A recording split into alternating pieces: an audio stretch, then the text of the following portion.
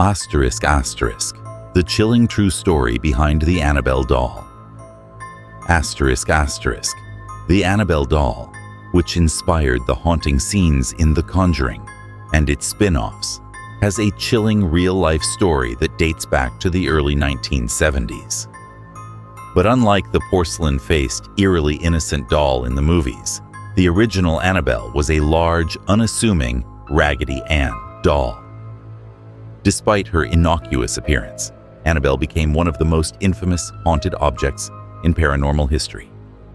The story begins in 1970, when a mother purchased the Raggedy Ann doll from an antique shop as a birthday gift for her daughter, Donna. Donna, a young nursing student, was thrilled with the gift and brought the doll to her small apartment, which she shared with her roommate, Angie. Soon, however, the two women began noticing strange occurrences surrounding the doll. At first, the incidents were subtle. Donna and Angie would leave Annabelle on Donna's bed, only to find her moved to the couch or a different room when they returned. At first, they dismissed it as a prank, thinking one of them was playing tricks on the other. But as the days passed, the movements became more pronounced and disturbing. One evening, Donna returned home to find what appeared to be parchment paper, scrawled with childlike handwriting. The notes read, "Help me," and "Help Lou." However, neither Donna nor Angie kept parchment paper in their apartment, deepening their unease. Things escalated further when their friend Lou, who often visited the apartment, began experiencing frightening encounters. Lou had a bad feeling about Annabelle and warned Donna and Angie to get rid of the doll, but they hesitated, unsure if it was truly the doll or just their imaginations running wild. One night, Lou had a terrifying dream in which Annabelle crawled up his leg and strangled him.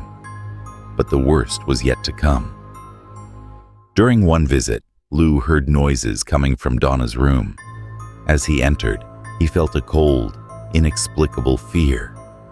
Suddenly, he felt searing pain on his chest and looked down to see fresh claw marks running across his skin.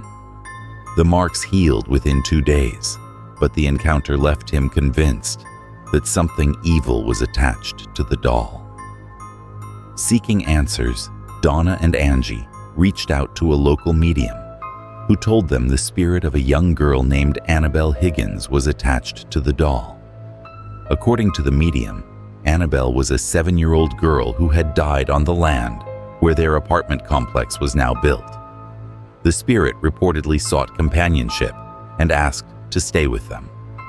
Feeling sympathy, Donna allowed the spirit to remain, but the disturbing events continued to escalate, and Donna, Angie, and Lou eventually contacted Ed and Lorraine Warren, renowned paranormal investigators. The Warrens immediately recognized that the spirit was not an innocent child, but a malevolent entity. They believed a demonic presence had latched onto the doll, intending to eventually possess one of the inhabitants. The Warrens performed a blessing in the apartment and took Annabelle to their occult museum in Connecticut. There, they placed her in a specially made glass case, which they blessed regularly to keep her contained. The case bears a sign reading, "Warning, positively do not open." According to the Warrens, Annabelle's presence continued to affect those who taunted her or dared to disrespect her dark history. On one occasion, a visitor mocked the doll, daring it to harm him. On his way home, he lost control of his motorcycle and died in a crash. Others have reported feeling nausea, intense fear, or even fainting after simply standing near her case. Annabelle now rests, permanently encased and watched over in the Warrens Museum. Though she may look harmless, those who know her story understand that her true nature is far from innocent. The legend of Annabelle reminds us that sometimes the most unassuming objects can harbor the darkest of entities. As the Warrens' Occult Museum grew, Annabelle was no longer the only artifact to emanate a dark energy. Over the years, the Warrens acquired many items with harrowing histories and unsettling presences, each with a story as chilling as the Annabelle dolls. Eventually, these artifacts were said to form a sinister collection of spirits, relics, and cursed objects that, while contained, could never truly be silenced. It was in this infamous room that Annabelle, sealed in her glass case, stood watch over her ghostly neighbors. Just a few steps away, there sat a *** Victorian Gothic ghost bride, an old hand-carved doll dressed in the faded lace of the 1800s. Rumor had it that the spirit of a bride, abandoned at the altar, now inhabited the doll. At night, witnesses reported a faint whisper, as if the doll were endlessly recounting her tragic story. In the opposite corner stood a set of *** steampunk goggles, ***, salvaged from a young inventor's workshop where a series of inexplicable fires had claimed the lives of everyone who worked there.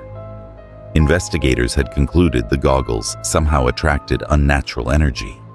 The lenses were said to show flashes of a world not visible to the naked eye, a place full of twisted metal and scorched shadows. Near the center of the room, a handmade ***, ancient forest dryad's necklace ***, lay suspended in a wooden case. This relic was crafted from leaves, bark, and vines of an ancient, secluded forest. The artifact had once belonged to a family who lived deep in those woods, and some claimed the spirit of a dryad now clung to it, protecting the forest by cursing any who dared to disturb her sanctuary. The collection held many items of a more recent past as well. A *** cyberpunk bounty hunter's pistol, once owned by a mysterious figure known for vanishing in neon-lit alleys of Tokyo, lay dormant on a stand. Legend said that if someone were to pick up the pistol, they'd be marked by the spirit of the hunter, doomed to be haunted by visions of a dystopian future. No one dared touch it. As the room darkened each night, some said they could feel the weight of these spirits lingering, watching, waiting. With each new addition, the energy in the room grew thicker, darker, almost as if the artifacts were calling out to each other, feeding off one another's energy. Visitors often whispered that the spirits trapped in each item seemed to be communicating. One chilling night, Lorraine felt an unusual chill as she entered the room.